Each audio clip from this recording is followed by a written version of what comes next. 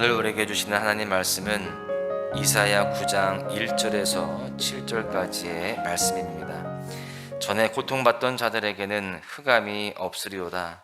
옛적에는 여호와께서 스불론 땅과 납달리 땅이 늘씨를 당하게 하셨더니 후에는 해변길과 유단 저쪽 이방의 갈릴리를 영화롭게 하셨느니라.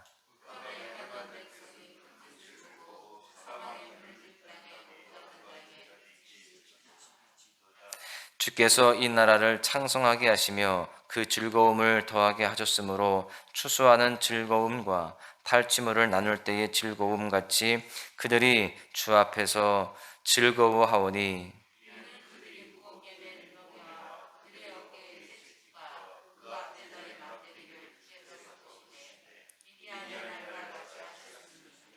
어지러이 싸우는 군인들의 신과 피 묻은 겉옷이 불에 섭같이 살라지르니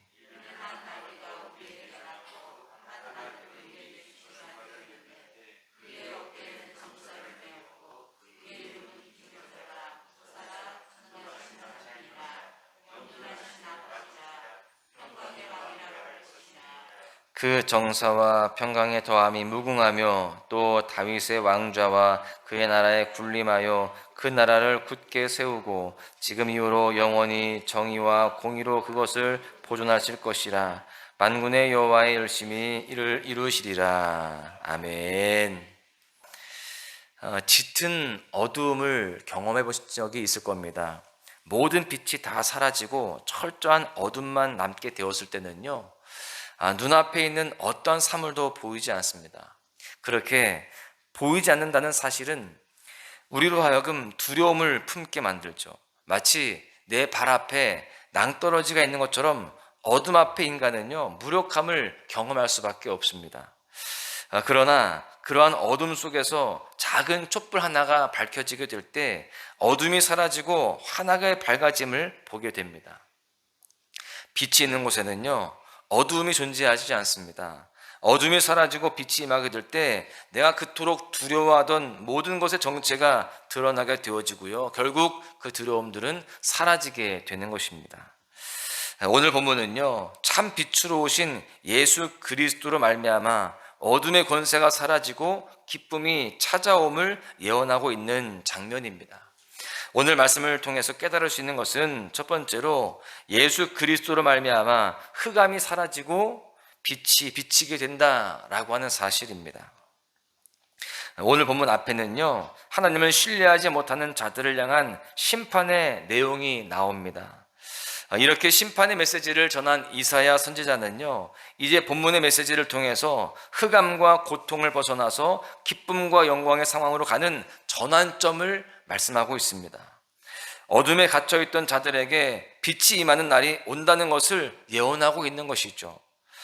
본문 1절은 아수르가 북이스라엘을 침공하여서 그 당시 북이스라엘의 왕이었던 베가를 제거하고 꼭두각시 왕 호세아를 왕위에 앉히면서 속주체제에 들어갔음을 암시합니다. 이렇게 지금 속국이 된 이스라엘은 그야말로 민족 자체가 깊은 흑암 속에 빠진 그런 상황이 되게 되었습니다. 특별히 이사야 선지자는 본문을 통해서 당시에 가장 변방 지방을 배분받았던 스불론과 납달리 지파에 대해서 재조명하고 있습니다. 사실 이곳은요, 이스라엘 땅 중에서도 가장 흑암을 많이 경험하는 곳이었습니다. 다른 지역보다 더 어두움을 많이 경험하는 그러한 곳이었다라는 거죠.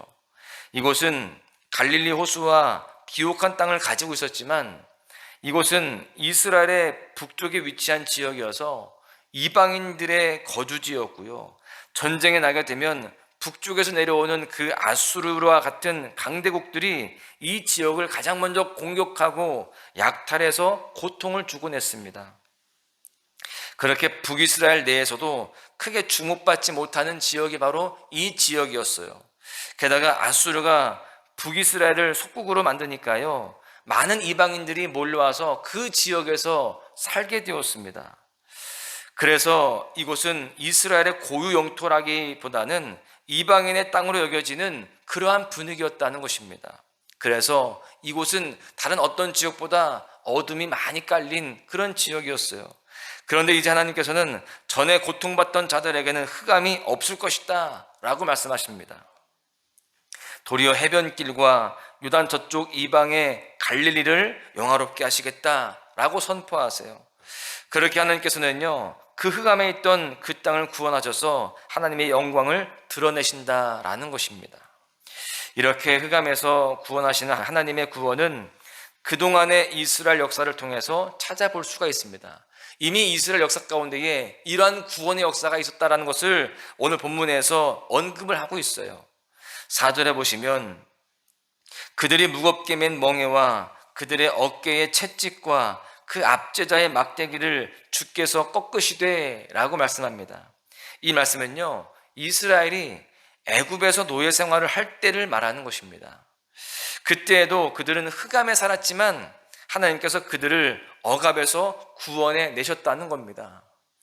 또 4절 후반절에 보시면 미디안의 날과 같이 하셨음이니이다 라고 이야기하는데, 이 말씀은 사사시대에도 하나님의 구원이 임했음을 말씀하고 있는 거예요. 사사시대에 미디안 군대가 온 땅에 가득할 정도로 많이 쳐들어왔지만 하나님께서는요, 기드온과 300용사를 통해서 이스라엘을 구원하셨음을 언급하고 있는 것이죠. 여러분, 이제 이스라엘이 아수르의 억압 가운데 있습니다. 그 가운데에 어둠을 경험하겠지만 하나님께서 지금까지 흑암의 역사 가운데 구원하셨듯이 큰 빛인 메시아를 보내주셔서 이스라엘을 구원하시겠다라고 지금 약속의 말씀을 선포하고 있는 것입니다.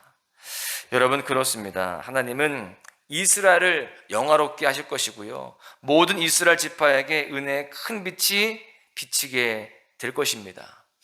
여러분, 1절은 예수님께서 갈릴리에서 활동을 시작하실 것을 예언하고 있습니다. 지금은 비록 침략을 받고 이방인들이 밟는 소외된 땅이라 할지라도 평강의 왕이신 예수 그리스도의 오심으로 말미암아 그 모든 흑암이 사라지고 빛이 비치게 될 것을 말씀하고 있는 것이죠. 현재의 모든 슬픔이 변화해서 훗날 기쁨과 환희가 될 것을 기대할 수가 있는 것입니다. 여러분, 어둠이 있는 그곳에 빛 대신 예수님이 오심으로 인하여서 흑암의 권세가 다 떠나가게 되는 줄로 믿습니다. 빛 대신 예수님으로 말미암아 죄의 종노릇하며 살아가던 우리 인생에 흑암이 사라지는 거예요. 그리고 우리는 하나님의 자녀로서의 그 영광을 누리게 되는 줄로 믿습니다. 여러분, 오늘 내가 서 있는 곳에 하나님의 은혜가 임하기를 소망합니다. 현재 여전히 불모지와 또 흑암의 그러한 상황들이 있다라고 한다면 담대히 빛 대신 예수님의 이름을 가지고 나아가시기를 바랍니다.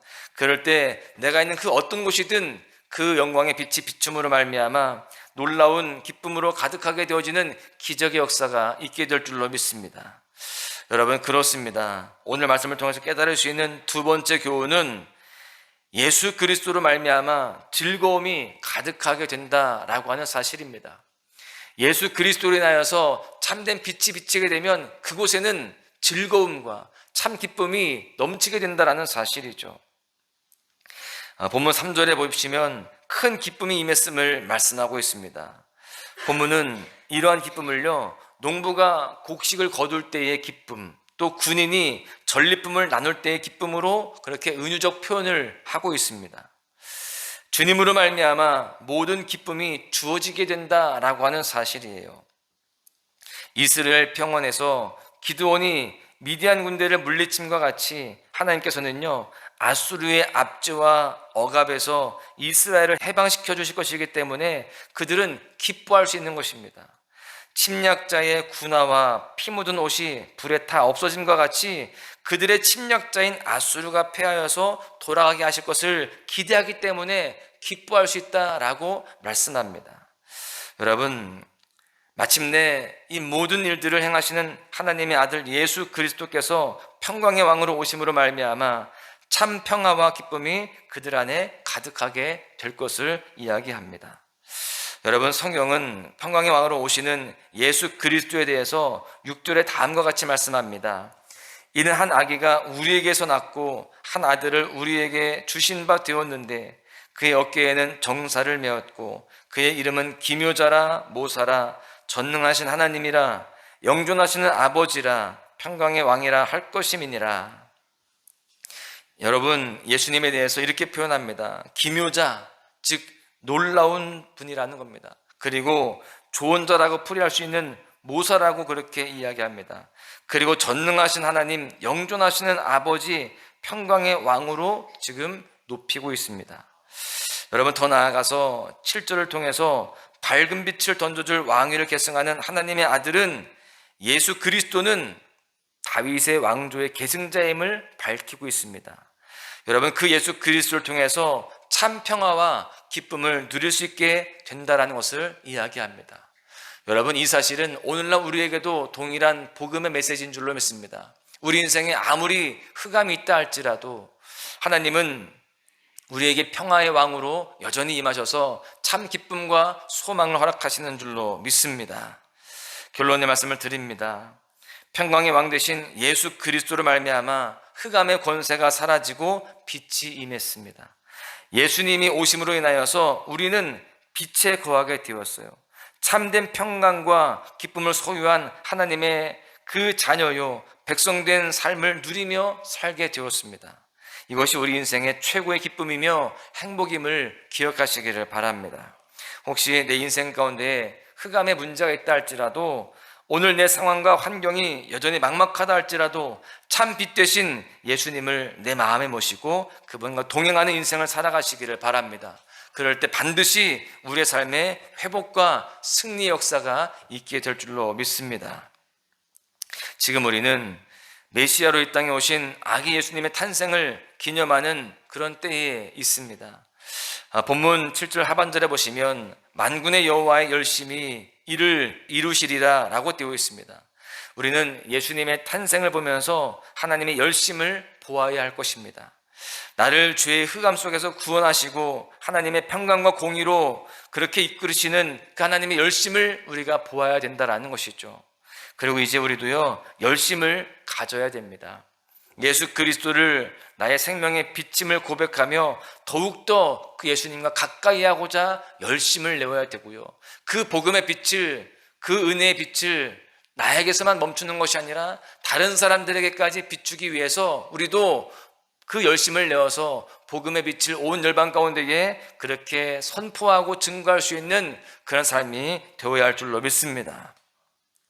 이 성탄의 계절에 우리 모두가 평강의 왕 되신 예수님의 열심으로 말미암아 모든 흑암이 사라지고 즐거움으로 가득한 삶, 더 나아가서 우리도 그 예수 그리스도의 생명의 빛을 반사해서 세상을 밝히기에 더욱 열심을 내는 삶을 살아가야 할 줄로 믿습니다.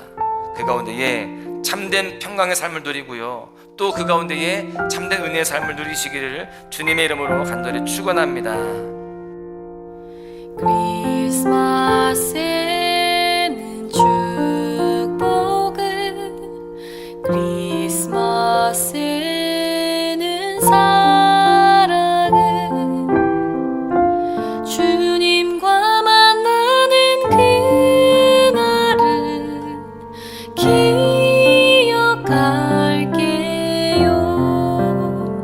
힘들어 있을 때나 가슴 아플 때도 나에겐 주님밖에 없어요. 아직도 내 맘은 항상 주님 곁에 언제까지라도 영원히 우리 함께 모여서 주님 노래 불러요. 온 세상이 주님 향기로 가득하게요. 힘들어 지칠 때나 가슴 아플 때